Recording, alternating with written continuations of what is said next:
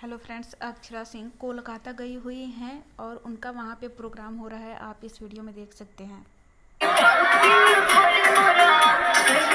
इस वीडियो में अक्षरा सिंह उनका सबसे फेवरेट गाना, सबसे हिट गाना है आँखियों से नींद चैन दिल का चुराता है, वो इस वीडियो में आप देख सकते हैं वो गा रही हैं।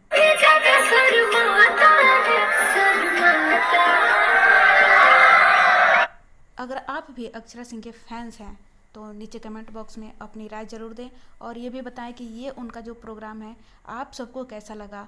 अभी फ़िलहाल अक्षरा सिंह कोलकाता में है और ये प्रोग्राम कर रही हैं।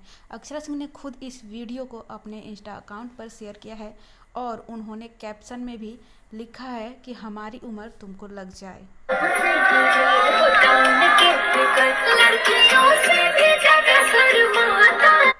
तो आप सबको कैसी लगी ये वीडियो नीचे कमेंट बॉक्स में कमेंट करके अपनी राय ज़रूर दें। और अगर आपको अक्षरा सिंह पसंद है तो उनके बारे में आप क्या कहना चाहते हैं वो भी हमें ज़रूर बताएं, ताकि आने वाली वीडियो में हम आपको अक्षरा सिंह के बारे में, उनकी फेवरेट और उनकी चाहत सब बता सकें।